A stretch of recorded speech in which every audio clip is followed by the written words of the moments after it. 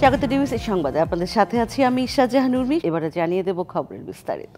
মহানগরী ঢাকায় গৃহহীন অনেকের রাত কাটে রাস্তায়, আর শীতের তীব্রতা বৃদ্ধিতে ফুটপাত, রেল স্টেশন, লঞ্চ ঘাটে থাকা মানুষের দুর্ভোগও বাড়ছে। আবহাওয়ার পূর্বাভাস বলছে নতুন বছরের প্রথম দিকে আসছে মৃদু শৈত্যপ্রবাহ, আর এতে ছিন্নমূল মানুষের কষ্ট আরও বাড়বে। তরুণরা বলছে বর্ষবরণে বাড়তি খরচ না করে উচিত অসহায়দের পাশে দাঁড়ানো। দেখে মনে হতে পারে কোনো জীবজন্তু শুয়ে রয়েছে, না, এরা মানুষ। শীতে একটি কম্বলের পরিবর্তে কারো গায়ে জুটেছে প্লাস্টিকের বস্তা, আবার কারো গায়ে পরনের লুঙ্গি। এমন চিত্র রাজধানীর মৎস্যভবন এলাকার। ফুটপাতে সারিবদ্ধভাবে শুয়ে থাকা ছিন্নমূল মানুষ শীত নিবারণের চেষ্টা করছে বস্তা গায়ে দিয়ে। রাত্রে তো বস্তা মস্তা সেই অনেক কিছু কষ্ট মষ্ট করে তাহি আসি। মানুষের কম্বল দেয় ভাই, তো আমরা একটু গাও দিয়ে ঘুমাইতে পারি। কম্বল অন্ধের পাই নাই, খুব কষ্ট করতে আসি। আল্লাহর রাস্তায় একটা কম্বল দিলে উগার হইতো। রাজধানীর সবচেয়ে বড় লঞ্চঘাট সদরঘাটেও একই চিত্র, তবে নদী তীরবর্তী এলাকা হওয়ায় বাতাসের প্রভাবে ঘরে ঠাঁই না পাওয়া মানুষগুলোর দুর্ভোগ যেন আরও বেশি।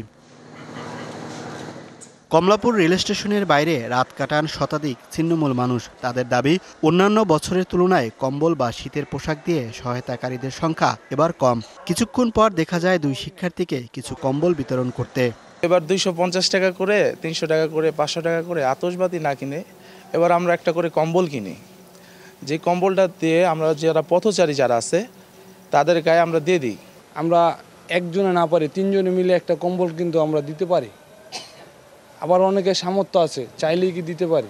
আবহাওয়া অধিদপ্তর বলছে জানুয়ারির শুরুতেই আসতে পারে মৃদু শৈত্যপ্রবাহ, আর এতে ছিন্নমূল মানুষের দুর্ভোগ আরও বাড়বে। জানুয়ারির প্রথম সপ্তাহের দিকেই মৃদু থেকে মাঝারি ধরনের বা কখনো কখনো তীব্রতা প্রবাহ, এটা হচ্ছে শৈত্যপ্রবাহ বয়ে যায়। ছিন্নমূল মানুষ যারা ফুটপাতে বা এরকম খোলা আকাশের নিচে ঘুমায়, তাদের জন্য স্বাভাবিকভাবেই এই বিষয়টা কষ্টকর। স্বেচ্ছাসেবী সংগঠন, এনজিও, বিত্তবানরা সহায়তায় এগিয়ে আসলেও তা পর্যাপ্ত নয়, এমনটাই বলছেন ছিন্নমূল মানুষরা। Mohaiminul Khan Apu, DBC news, Dhaka. উত্তরের হিমেল হাওয়ায় জেঁকে বসেছে শীত। চুয়াডাঙ্গায় শীতজনিত রোগের প্রকোপ বেড়েছে। সদর হাসপাতালে বহির্বিভাগে রোগীর চাপ বেশি। অধিকাংশই ঠান্ডা আর সর্দি জ্বরে আক্রান্ত হয়ে হাসপাতালে চিকিৎসা নিতে এসেছে। উত্তরের কনকনে হিমেল হাওয়ায় চুয়াডাঙ্গায় স্বাভাবিক জীবনযাত্রা স্থবির হয়ে পড়েছে। আবহাওয়ার এই বৈরী অবস্থার মধ্যে প্রয়োজনীয় কাজের জন্য ঘরের বাইরে আসতে হচ্ছে বিভিন্ন পেশার মানুষকে। কনকনে শীতে গত এক সপ্তাহে সদর হাসপাতালে শীতজনিত রোগের প্রকোপও বেড়েছে। বহির্বিভাগে রোগীর চাপ বেশি। বেশিরভাগই ঠান্ডা, সর্দি, জ্বরে আক্রান্ত হয়ে হাসপাতালে আসছে। চুয়াডাঙ্গা সদর হাসপাতালে চিকিৎসা নিয়েছেন 2000-এর বেশি রোগী। বেড না পেয়ে থাকতে হচ্ছে হাসপাতালের মেঝেতেও। শিশু ওয়ার্ডে 20 শয্যার বিপরীতে ভর্তি রয়েছে শতাধিক। স্যালাইন, ইনজেকশন, বাথরুম হয়ে যাচ্ছে, তো এই অবস্থায় আমরা এখন আছি এখানে। সকালবেলা দেখানোর পর কইলা যে ভর্তি করতে, বাচ্চা দুর্বল, খালি বমি করছিল। 4 দিন আগে ভর্তি হয়েছে, ডাক্তার দেখছে, এখন ভালো আছে, ঠান্ডা কাশি বাচ্চার। হাসপাতালটির আন্তঃবিভাগে চিকিৎসা নিয়েছেন 2 শতাধিক শিশু। বহির্বিভাগে প্রতিদিন চিকিৎসা নিচ্ছেন 200 থেকে 250 রোগী। শীতজনিত কারণে নিউমোনিয়া, বাচ্চাদের ডায়রিয়া এবং বয়স্ক মানুষের শ্বাসকষ্ট, এখন বর্তমানে প্রকোপ অনেক গুণ বেড়ে গেছে। প্রত্যেক দিন আমাদের 300-র উপরে অধিক রোগী ভর্তি থাকছে। যে ডাক্তার আছেন, যারা স্টাফ আছেন, তারা আমরা সর্বোচ্চ চেষ্টা করতেছি আমরা চিকিৎসা সেবা দেওয়া। স্বল্প জনবলে রোগীর চাপ সামাল দিতে হিমশিম খেতে হচ্ছে চিকিৎসক ও নার্সদের। শীত জেঁকে বসায় শিশুদের ব্যাপারে সতর্ক থাকতে হবে, পরামর্শ দিয়েছেন চিকিৎসকরা। ডায়রিয়াতে বাচ্চারা প্রায় 30 জনের বেশি, অনধিক 30। Saima Akter, DBC news desk. সচিবালয়ের নিরাপত্তা বৃদ্ধির স্বার্থে বেসরকারি সব প্রবেশকার্ড বাতিল করা হয়েছে। এছাড়া অ্যাক্রিডিটেশন কার্ডের মাধ্যমে সাংবাদিকদের প্রবেশাধিকারও বাতিল করা হয়েছে। স্বরাষ্ট্র মন্ত্রণালয়ের এক বিজ্ঞপ্তিতে এই ঘোষণা দেওয়া হয়। এতে বলা হয়, আগামী 15 দিনের মধ্যে DMP crime command and control সেন্টারে স্থাপিত বিশেষ সেলের মাধ্যমে অস্থায়ী প্রবেশ কার্ডের জন্য আবেদন করা যাবে। সচিবালয়ের নথি সন্দেহে শিক্ষা প্রকৌশল অধিদপ্তর বরিশাল অফিসের পুরনো কাগজপত্র সহ 2টি ট্রাক জব্দ করেছে স্থানীয় জনতা। পরে তা পুলিশের কাছে সোপর্দ করা হয়। শুক্রবার সন্ধ্যায় বরিশাল সদরের কাগাসুরা এলাকা থেকে ট্রাক 2টি জব্দ করা হয়। শিক্ষা প্রকৌশল অধিদপ্তর জানায়, প্রায় 1 যুগ পুরনো দাপ্তরিক নথিপত্র যার কার্যকারিতা শেষ হয়ে যাওয়ায় পুড়িয়ে ফেলার নির্দেশ দেওয়া হয়। এরপর ভাড়া করা 2টি ট্রাকে এসব কাগজ ও আসবাবপত্র ভর্তি করে পুড়িয়ে দেওয়ার জন্য অফিসের 2 কর্মকর্তা ও 1 কর্মচারীকে শ্রমিক সহ পাঠানো হয়, কিন্তু তারা কাগাসুরা এলাকার বাজারের পেছনে কাগজগুলো নিয়ে যায়। ধারণা করা হয় কাগজগুলো না পুড়িয়ে তা বিক্রি করে লাভবান হওয়ার চেষ্টা করছিল। পরে পুলিশ ঘটনাস্থলে গিয়ে শিক্ষা প্রকৌশল বিভাগে খবর দেয়। পরে তারা এসে বিষয়টি নিশ্চিত করলে ট্রাক ও কাগজগুলো সংশ্লিষ্ট মন্ত্রণালয়ের কাছে ফেরত দেওয়া হয়। পোড়ার উদ্দেশ্যে নিচে কি কাগজ না কাগজ আমরা জানি না। স্থানীয় জনগণ তারা কাগজ পড়তে দেয়নি। গতকালকে যেহেতু সচিবালয়ে আগুন লেগেছিল, হয়তো পাবলিকে মনে করছে সেখানের কাগজও আসতে পড়তে পারে, তাই জনগণ এই সন্দেহ করে তাদেরকে আটক করেছিল। অফিসের পুরাতন কিছু কাগজপত্র ছিল, এগুলো আমরা পড়ানোর জন্য আমরা এটা আমাদের একটা নথিভুক্ত করে এটাকে ময়লা খোলায় আমরা ড্রাইভারের মাধ্যমে আমার অফিসারদের উপস্থিতিতে এটা পড়ানোর জন্য পাঠাই। তো সেক্ষেত্রে আসলে পরে লোকাল লোকজন যখন এটাকে আটক করে তখন আমি খবর পেয়ে চলে আসি, আমার অফিসে নিয়ে যাচ্ছি এবং পরবর্তীতে আমি জেলা প্রশাসনের মাধ্যমে এটাকে তালিকাভুক্ত করে পরবর্তী প্রয়োজনীয় ব্যবস্থা গ্রহণ করব। চাঁদপুরের মেঘনা নদীতে জাহাজের 7 খুনের প্রকৃত রহস্য উদ্ঘাটন, বিচারসহ বিভিন্ন দাবিতে দ্বিতীয় দিনের মতো চলছে শ্রমিকদের কর্মবিরতি। কাজে যোগ না দেওয়ায় বন্ধ আছে চট্টগ্রামের কর্ণফুলী নদীর 16টি ঘাট ও বন্দরের বহির্নোঙরে জাহাজ থেকে পণ্য খালাস। পাশাপাশি পায়রা ও মোংলা সমুদ্র বন্দরেও সব ধরনের পণ্য খালাস বন্ধ রয়েছে। দাবি আদায় না হওয়া পর্যন্ত কর্মসূচি চালিয়ে যাওয়ার কথা জানিয়েছেন চাঁদপুরের নৌ শ্রমিকরা। অচলাবস্থার সমাধান না হলে বন্দরে জাহাজ ও কন্টেইনার জটের আশঙ্কা করছেন সংশ্লিষ্টরা। পাশাপাশি নিত্যপণ্যের দামে প্রভাব পড়ার শঙ্কা আছে।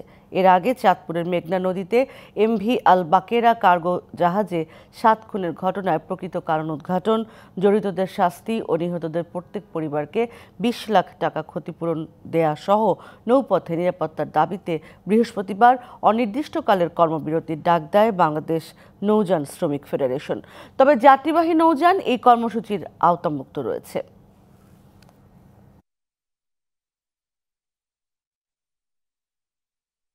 কুমিল্লায় অনুমোদনহীন ও অরক্ষিত লেভেল রেল ক্রসিংগুলো দিন দিন মৃত্যু ফাঁদে পরিণত হয়েছে। লেভেল ক্রসিংয়ে গেটম্যান এবং গেট না থাকায় প্রতিনিয়ত ঘটছে দুর্ঘটনা। এছাড়া সড়কপথের যানবাহনের সঙ্গে ক্রসিংয়ে ট্রেনের সংঘর্ষে কিংবা ট্রেনে কাটা পড়ে বাড়ছে প্রাণহানি। রেল ক্রসিং সুরক্ষিত করতে প্রশাসন বারবার প্রতিশ্রুতি দিলেও কোনো ব্যবস্থা নেয়নি। ঢাকা চট্টগ্রাম রেলপথ ডাবল লাইন হয়ে রেলপথে বেড়েছে গতি। অপরদিকে জনবহুল এলাকায় নতুন রাস্তা নির্মাণ করায় ক্রসিং অতিক্রম করা যানবাহনের সংখ্যাও বাড়ছে দিন দিন, কিন্তু এখনও অরক্ষিত রয়ে গেছে লেভেল ক্রসিংগুলো। কুমিল্লার লাকসাম অঞ্চলের আওতায় 172 কিলোমিটার রেলপথের মধ্যে অনুমোদনহীন লেভেল ক্রসিংয়ের সংখ্যা 116টি। গত 8 বছরে বিভিন্ন দুর্ঘটনায় প্রাণ হারিয়েছেন 4 শতাধিক মানুষ। অবৈধ রেল ক্রসিংয়ের বাইরে রেলপথে ট্রেনে কাটা পড়ে বৈধ রেল ক্রসিংয়ে দুর্ঘটনায় আরও অনেকে মারা গেছেন। বছরের পর বছর ধরে স্থানীয়রা দাবি জানিয়ে এলেও বেশিরভাগ ক্ষেত্রে গুরুত্বপূর্ণ স্থানে গেট নির্মাণ করা হয়নি। রেল ও সড়ক নির্মাণ কর্তৃপক্ষের দায় ঠেলাঠেলিতেই চলছে। এখানে 24 ঘন্টা গাড়ি ঘোড়া চলে, নিরাপত্তার জন্য কি করা যায় এটা আপনারা করেন। তখন তারা বলতেছে যে না, এটা আমাদের ডিজাইনে নাই। ব্যস্ততম রাস্তার মধ্যে রেল যখন আসে তখন অনেক সময় অনেকে ব্যাকহেলের জন্য প্রায় অ্যাক্সিডেন্ট ঘটে থাকে। কর্তৃপক্ষ বলছে রেল লাইনের উপর দিয়ে অনুমোদনহীনভাবে এসব লেভেল ক্রসিং তৈরি করায় গেট নির্মাণ এবং গেটম্যান নিয়োগে জটিলতা দেখা দিয়েছে। অনুমতি না নিয়ে যত্রতত্র রাস্তা না করার জন্য যদি করার প্রয়োজন হয় তাহলে ওভারপাস বা আন্ডারপাস চাইলে আমরা সেটা করে দেব। রেল কর্তৃপক্ষেরই এটা দায় দায়িত্ব নেওয়া উচিত।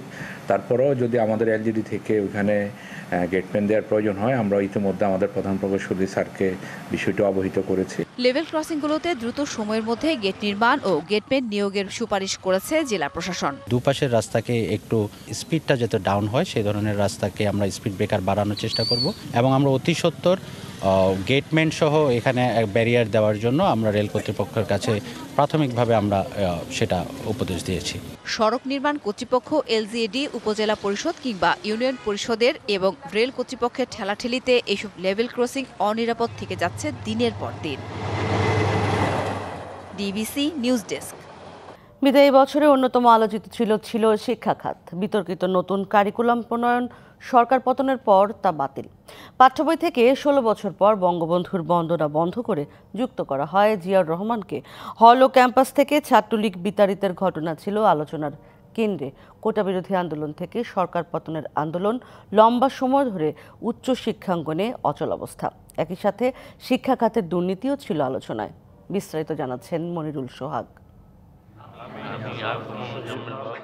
বছরের শুরুতে শিক্ষা খাতের সবচেয়ে বড় আলোচনা ছিল নানা বিতর্ক ও অনিয়মের জন্য দীপু মনিকে শিক্ষামন্ত্রীর দায়িত্ব না দেয়া। আগের মেয়াদের উপমন্ত্রী মহিবুল হাসান চৌধুরী নওফেলকে পূর্ণ মন্ত্রীর দায়িত্ব দেওয়ার বিষয়টিও ছিল দেশজুড়ে আলোচনায়। বছরের শুরুতে আরেক আলোচনার জন্ম দেন ব্র্যাক বিশ্ববিদ্যালয়ের শিক্ষক আসিফ মাহতাব। 19 জানুয়ারি 7ম শ্রেণীর পাঠ্য বইয়ের শরীফার গল্প ছিঁড়ে চাকরি হারান তিনি। সেই আলোচনার ঢেউয়ে উত্তাল হয় সারা দেশের শিক্ষা প্রতিষ্ঠান। বছরের শুরুতেই বড় আলোচনার জন্ম দেয় বিতর্কিত নতুন কারিকুলাম। আওয়ামী লীগ সরকারের প্রণীত নতুন কারিকুলামে ক্ষুব্ধ হয় শিক্ষক, অভিভাবকরা। বিরোধিতা করলে সরকারের রোষানলে পড়ে কারাবরণও করতে হয় অনেককেই। বছরের অনেকটা সময় ধরে আলোচনায় ছিল ভিকারুননিসা নুন স্কুল অ্যান্ড কলেজ। প্রতিষ্ঠানটির আজিমপুর শাখার শিক্ষক মুরাদ হোসেন সরকারের বিরুদ্ধে যৌন হয়রানির অভিযোগে উত্তাল হয় সারা দেশ। পরে সেই শিক্ষককে বহিষ্কার এবং গ্রেপ্তারও করা হয়। প্রতিষ্ঠানটিতে বয়স জটিলতায় ভর্তি বাতিল শিক্ষার্থীদের ঘটনাও সারা দেশে আলোচনায় ছিল, যা গড়ায় আদালত পর্যন্ত। একই প্রতিষ্ঠানের যমজ শিশুদের ভর্তি নিয়ে তৈরি হওয়া জটিলতাও আসে আলোচনায়। চলতি বছরের মার্চে আলোচনায় আসে বেসরকারি বিশ্ববিদ্যালয় ঢাকা ইন্টারন্যাশনাল ইউনিভার্সিটিতে সাংবাদিকতার উপর নিষেধাজ্ঞার বিষয়, যা না মানলে কমপক্ষে 12 শিক্ষার্থীকে বহিষ্কার করে বিশ্ববিদ্যালয়টি। পরে গণমাধ্যম এবং বিভিন্ন সাংবাদিক সংগঠনের চাপে সিদ্ধান্ত পাল্টাতে বাধ্য হয় বিশ্ববিদ্যালয়টি।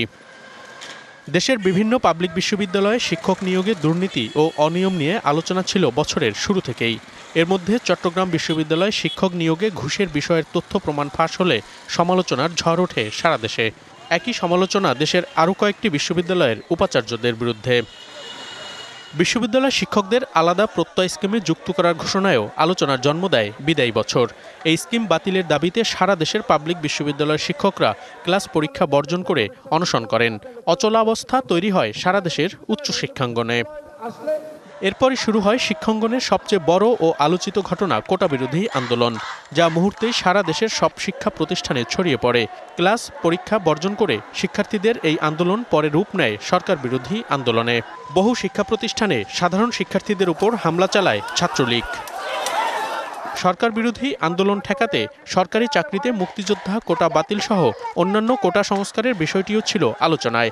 একই সাথে 6 সমন্বয়ককে গ্রেপ্তার করে মিথ্যা বিবৃতি দিয়ে আন্দোলন দমানোর চেষ্টার ঘটনাও আলোচনার জন্ম দেয় সারা দেশে। আমরা এই মুহূর্তে থেকে আমাদের কর্মসূচি প্রত্যাহার করছি। সরকার বিরোধী আন্দোলনে শিক্ষার্থীদের নেতৃত্ব দেয়া এবং গুলিতে বহু শিক্ষার্থীর মৃত্যুর ঘটনাও ছিল আলোচিত। আলোচনায় ছিল পাবলিক বিশ্ববিদ্যালয়ের পাশাপাশি বেসরকারি বিশ্ববিদ্যালয়ের শিক্ষার্থীদের অবস্থানও। রংপুরের আবু সাইদ, ঢাকায় মুগ্ধসহ প্রাণ দেয়া শিক্ষার্থীরা আলোচনায় দেশ জুড়ে। বিদায়ী বছরের আরেকটি আলোচিত বিষয় দেশের সব বিশ্ববিদ্যালয় ও কলেজ থেকে ছাত্রলীগ বিতাড়িত হবার ঘটনা। স্বাধীনতার পর দেশে এই প্রথম এমন ঘটনা ঘটে। সরকার পতনের পর পরিবর্তনের ছোঁয়া লাগে শিক্ষাঙ্গনেও। শিক্ষা উপদেষ্টার দায়িত্বে আসেন ওয়াহিদ উদ্দিন মাহমুদ। পরিবর্তন আসে শিক্ষার বিভিন্ন ধাপে। বিদায়ী বছরে আরেক আলোচিত বিষয় ছাত্র আন্দোলনে মাঝপথে বন্ধ হয়ে যাওয়া এইচএসসি ও সমমান পরীক্ষায় শিক্ষার্থীদের অটোপাস দাবি। পরে বিষয় ম্যাপিংয়ের মাধ্যমে ফলাফল নির্ধারণ করলেও তা নিয়েও আন্দোলন ও বিক্ষোভ করে শিক্ষার্থীরা। সরকার পরিবর্তনের পর সারা দেশের পাবলিক বিশ্ববিদ্যালয়ের উপাচার্য সহ বিভিন্ন গুরুত্বপূর্ণ পদে নির্দলীয় লোক নিয়োগের বিষয়টিও আলোচনায় আসে। এরপরই মেধার ভিত্তিতে বিশ্ববিদ্যালয়গুলোর আবাসিক হলে শিক্ষার্থীদের আসন বরাদ্দে এবং ক্যাম্পাসে ছাত্র রাজনীতি নিষিদ্ধ নিয়ে আলোচনা হয় দেশ জুড়ে। নতুন সরকারের অন্যতম আলোচিত বিষয় আগের সরকারের বিতর্কিত কারিকুলাম বাতিল করে পুরনো কারিকুলামে ফেরা। একই সাথে আরেকটি আলোচিত বিষয় পাঠ্য বইয়ের পরিমার্জন। পরিমার্জনে পাঠ্য বইয়ে ফেরেন জিয়াউর রহমান। কমানো হয় বঙ্গবন্ধু বন্দনা ও শেখ হাসিনার গুণগান, যুক্ত হয় ছাত্র আন্দোলনের গ্রাফিতিও। ভারতের প্রধানমন্ত্রী বা ভারতের প্রতিনিধিদের বক্তব্য আমরা দেখেছি যে তারা বাংলাদেশের স্বাধীনতার ঘোষণার জন্য মেজর জিয়াউর রহমানের নাম বলেছেন। তাজউদ্দিন আহমেদও স্বীকার করেছেন তার ভাষণে। তো এই তথ্য তো বিভিন্নভাবে আছে, কেন এগুলোকে অস্বীকার করা হলো, এটা আমারও প্রশ্ন। পরিমার্জনের পর পাঠ্য বই ছাপানোর বিষয়টিও আসে আলোচনায়। বাতিল করা হয় বই উৎসব। নতুন পাঠ্য বই ছাপাতে আগের টেন্ডার বাতিল হয়। ছাপার কাজ থেকে বাদ পড়ে ভারতের 2 প্রতিষ্ঠান। ইতিমধ্যে আমাদের দেশীয় প্রতিষ্ঠানগুলি অনেক সক্ষমতা অর্জন করেছে, তবে এটাও ঠিক যে আমাদের দেশীয় প্রতিষ্ঠানগুলির কাজের মানের ব্যাপারে জনগণের মধ্যে অনেক প্রশ্ন আছে।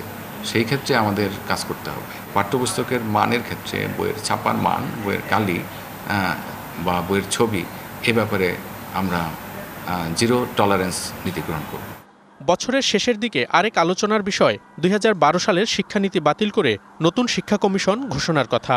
আলোচনায় আসে শিক্ষা ব্যবস্থাকে ঢেলে সাজানোর। শিক্ষার বিস্তৃতি তো আমরা সবাই চাই, কিন্তু যেভাবে হয়েছে এটা তো শিক্ষার মানকে একদম ধস নামিয়ে দিয়েছে। যে শিক্ষাক্রমটা চালু হতে যাচ্ছিল এর মধ্যে সবাই ঢুকে পড়েনি। আরও দেরি করলে আরও যদি ঢুকে পড়তো তাহলে কিন্তু আবার এর থেকে বেরিয়ে আসা যেত না। দুর্ভাগ্য হলো বাংলাদেশের শিক্ষা ব্যবস্থার কোনো জাতীয় শিক্ষা দর্শন নাই। ওই শিক্ষা দর্শন অনুযায়ী আমাদেরকে এস্টাবলিশ করতে হবে জাতীয় শিক্ষা নীতি, যে শিক্ষা নীতি সকলের কাছে গ্রহণযোগ্য হবে।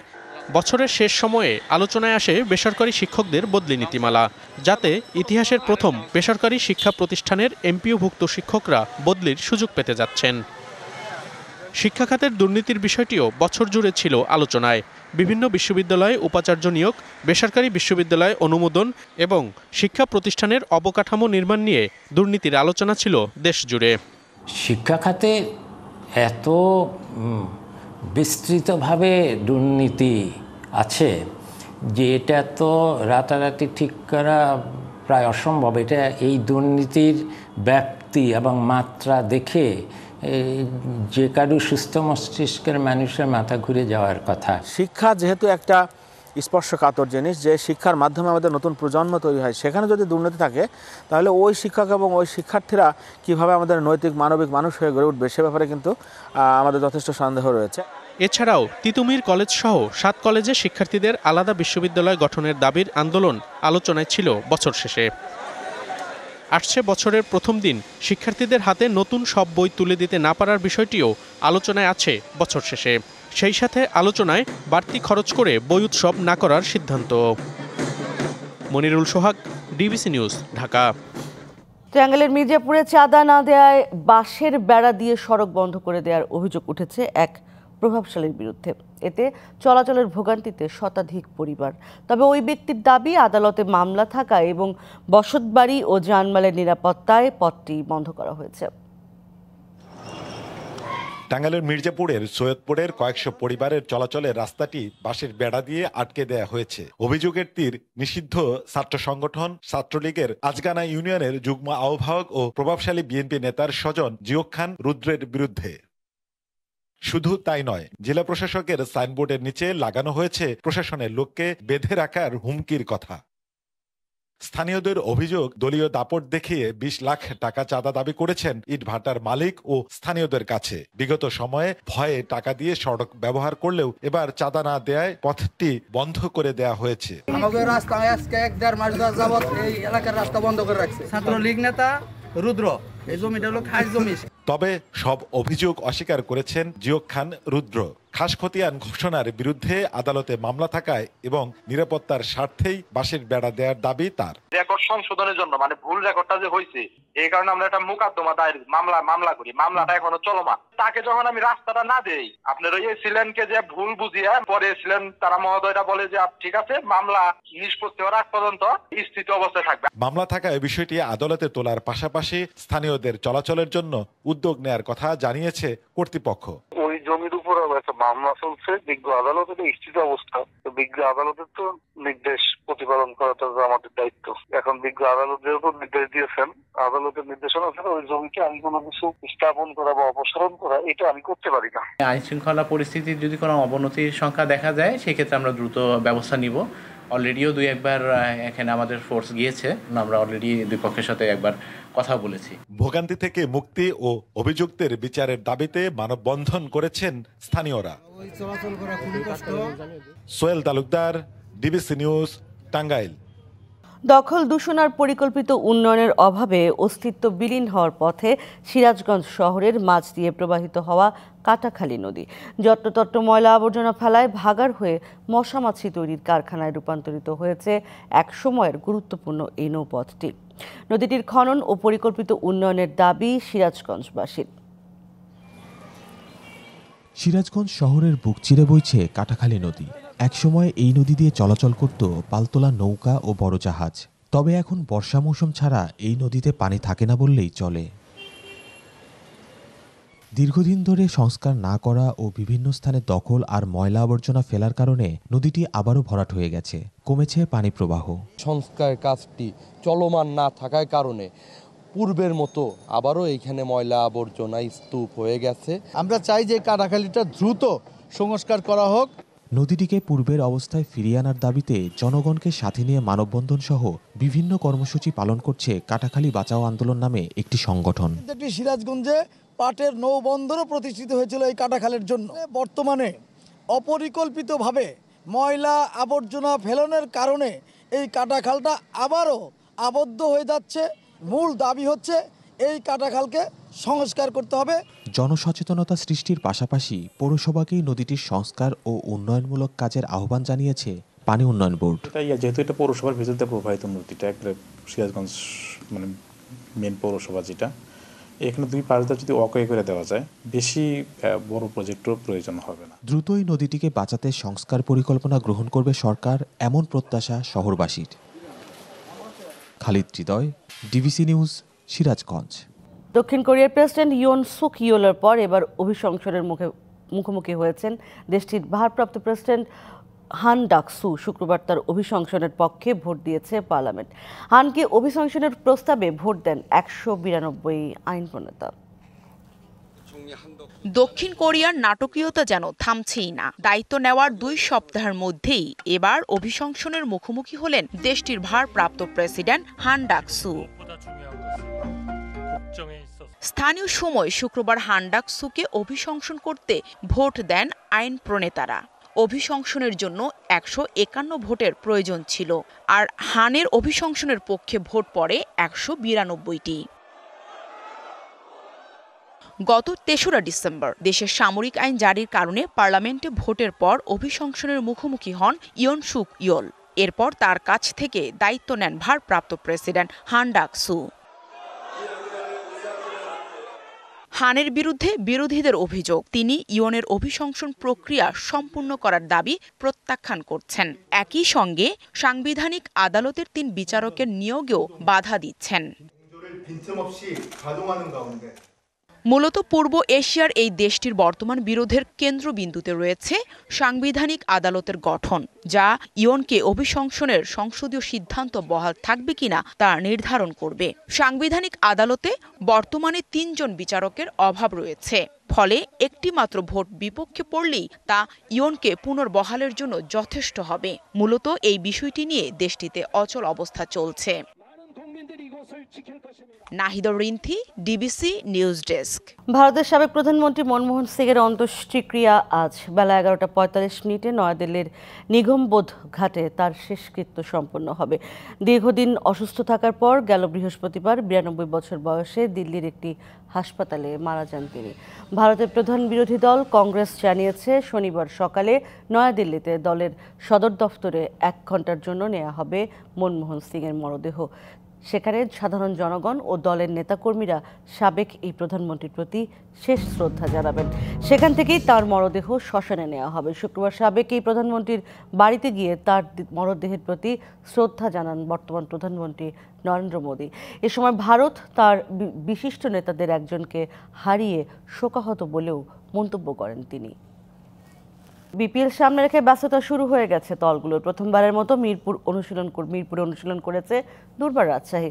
তুলনামূলক দুর্বল দল হলেও আশাবাদী দলের তরুণ ক্রিকেটার আকবর আলী জানিয়েছেন প্রাথমিক লক্ষ্য প্লে অফ নিশ্চিত করা। এদিকে বসুন্ধরা আবাসিক এলাকায় নিজেদের মাঠে অনুশীলন সেরেছে global super league champion Rangpur Riders. বিপিএলের 11তম আসর ঘিরে মাঠে ব্যস্ত সময় পার করছে ফ্র্যাঞ্চাইজিগুলো। সকাল সকাল মিরপুরে হাজির নতুন নাম নিয়ে 5 বছর পর বিপিএলে ফেরা দুর্বার রাজশাহী। এবারের বিপিএলে শক্তির বিচারে বাকি দলগুলোর থেকে কিছুটা পিছিয়ে তারা।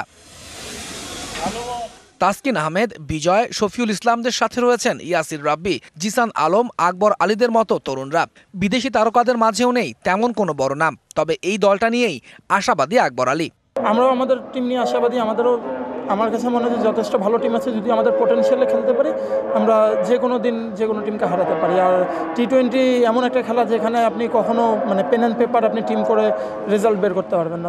বিপিএলে এবারে 5 নম্বরে ব্যাট করতে চান আকবর, তবে প্রাধান্য দিতে চান ম্যানেজমেন্টের সিদ্ধান্তকেও। জানিয়েছেন অধিনায়কত্বের ভাবনাও। পার্সোনালি চিন্তা করি তাহলে অবশ্যই 5 নম্বর জায়গাটা আমি মনে করি যে আমার জন্য খুব ভালো হবে। 4 নম্বর বা 5 নম্বর এর নিচে না, but ultimately as a team management আমাকে যেভাবে চিন্তা করবে সেখানেই আমাকে খেলতে হবে। এটা ভাবতে হবে। অবশ্যই যদি ম্যানেজমেন্ট থেকে এরকম প্রপোজাল আসে অবশ্যই ভেবে দেখতে পারি। বাট এদিকে বসুন্ধরা আবাসিক এলাকায় নিজেদের হোম গ্রাউন্ডে প্রথমবারের মতো অনুশীলন করেছে সদ্য গ্লোবাল সুপার লিগে শিরোপাজয়ী রংপুর রাইডার্স। খুব বড় তারকা না থাকলেও ইনফর্ম ক্রিকেটারদের নিয়ে ব্যালেন্সড দল গড়েছে ফ্র্যাঞ্চাইজিটি। মিরপুরে দ্বিতীয় দিনের মতো অনুশীলন করেছে চিটাগং কিংসও। তৌহিদুল ইসলাম, ডিবিসি নিউজ ডেস্ক। ডিবিসি সংবাদ এই ছিল এখনকার মতো। ডিবিসি নিউজের সংবাদগুলো পড়তে ভিজিট করুন dbcnews.tv আর ভিজিট করুন ডিবিসি নিউজের ফেসবুক পেজ এবং ইউটিউব চ্যানেল। সঙ্গেই থাকুন।